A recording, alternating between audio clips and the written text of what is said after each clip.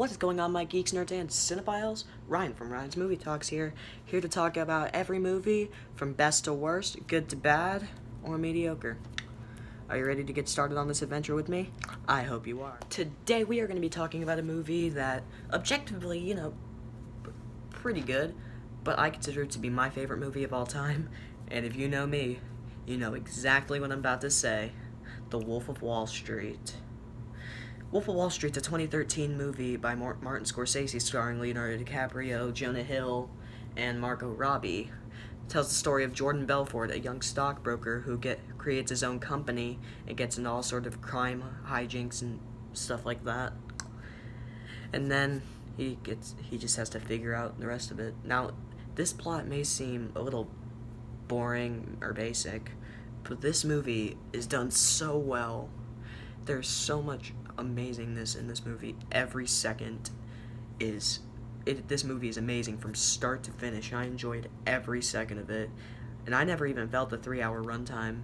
I feel like this movie needed 3 hours, otherwise they wouldn't have been able to get the full story across, which would have made the movie worse. Which is weird, because I hate long movies, but when I tell people my favorite movie is a 3-hour long movie, people are like, wait, I thought you said you didn't like long movies.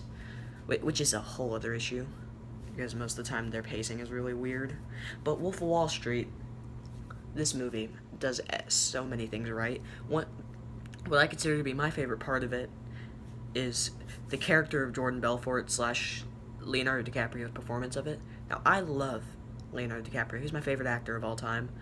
Probably always will be. And this movie shows a good reason why. Because he's just so amazing as Jordan Belfort. You can really feel that performance, and it's just like, it's so amazing. And the performances by Jonah Hill and Margot Robbie are also great. And I also love the side characters, such as Rob Reiner playing Mad Max, and the other actors playing people like Chester Ming, Brad, and the Sea Otter. And, of course, the Swiss bank owner. Oh, wait. I might have revealed too much. Anyways, well, this movie also had some amazing performances. This movie was surprisingly funny for a crime drama set in the 80s stock market.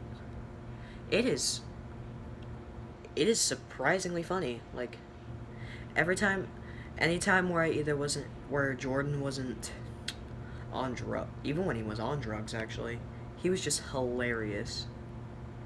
And, like, he was hilarious. The side characters were also hilarious. Donnie.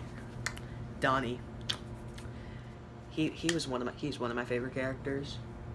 I really loved him because he was really entertaining and funny. So, yeah. And also Naomi, she could have just been like a simple love interest, but they fleshed her out, and especially in the final bits, really just made me hate her, but the good hate. And also Martin Scorsese, brilliant director, amazing. I haven't seen much from him. The only other Martin Scorsese film I've seen is Taxi Driver, but Martin Scorsese, what he can do when he gets to a movie, just makes it 50 times better. Seriously. He is an amazing director, but Martin Scorsese is kind of like a double-edged sword for this movie, because on the one hand, the movie wouldn't have been so amazing without him.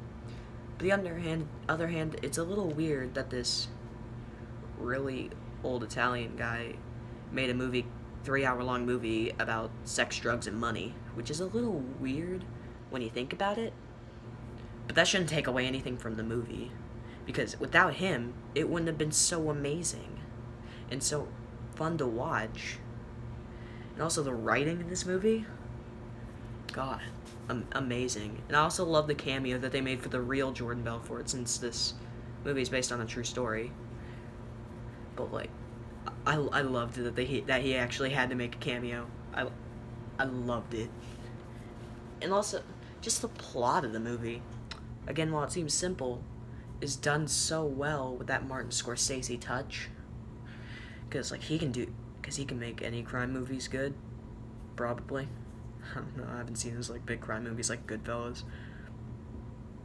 but but since he made this, like, the worst thing I've seen from Martin Scorsese is Taxi Driver, and that movie is A+. So if that's the worst he has to offer, God, he must be one of the best. Real quick before I give you my final takes on The Wolf of Wall Street, be sure to go down there, hit the subscribe button, hit like, turn on post notifications, leave a comment on a movie you'd like to see me talk about, maybe what you thought of Wolf of Wall Street, or any future rankings you want me to do. I'd really love to do some rankings on here. The first one will probably be on the Hangover movie, since that was one of the first rankings I did on Instagram where I got my start. But anyway, hit the like button, subscribe, turn on post notifications, and here are my final thoughts on The Wolf of Wall Street. As you know, Wolf of Wall Street is my favorite film of all time, so on a scale of F to A+, of quality, it has to get the A++ rating, because it's one of the best films of all time. Entertainment, it's a 15 out of 10 by far.